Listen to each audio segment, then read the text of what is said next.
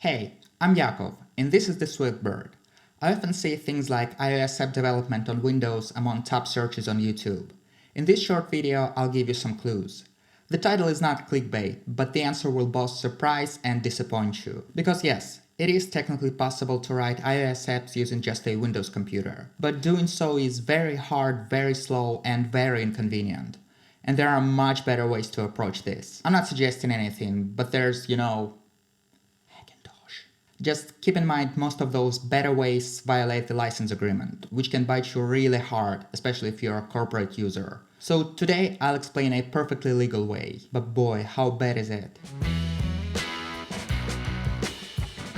Now, let's talk about the obstacles which make it hard to develop iOS apps on Windows. There are two, the IDE and the SDKs. On Windows, you have neither Xcode nor Apple frameworks. Even though Xcode is often criticized in the developer community, it's still better than no Xcode at all. It's not just a text editor, but also a tool to compile, debug, and sign your app for distribution. And frameworks such as UIKit, SwiftUI, or Core Data simply don't exist on other platforms. So how do you solve this? For starters, you download an empty iOS app project for Xcode. They're easy to find on GitHub. For writing code, you use Visual Studio Code from Microsoft. It has an official extension for Swift on all the three platforms. And in my experience, things like auto-completion, syntax highlighting, and compilation work well enough. At that point, you can already use the Swift standard library, which includes the most common data types, numbers, strings, and so on. And you can, of course, create your own structures and classes. Believe it or not, it is enough for many Swift packages. But we're interested in apps today, and apps need more than just a standard library. Some frameworks not included in Swift are available on GitHub as open source implementations. This way you can use Foundation, Dispatch, or CryptoKit, for example. They're published by Apple itself and kept more or less in sync with the built-in versions. iOS apps need something for the user interface, and neither UIKit nor SwiftUI is available outside macOS.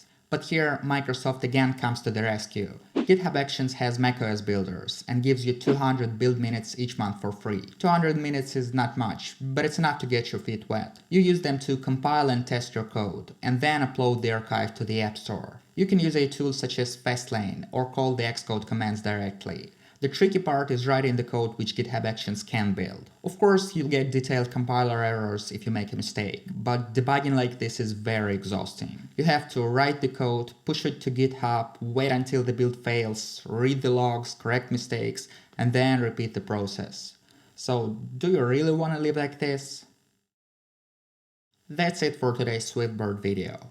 I meant it as a half joke, but in the end it does answer the question as promised. Of course I have serious stuff on this channel, so subscribe to the SwiftBird. You can give this video a thumbs up so more people know how to develop iOS apps on Windows, and why they shouldn't. Speaking of the serious stuff, I'm thinking of making a video about using Swift on Windows or Linux for real tasks. Yes, writing iOS apps is a pain.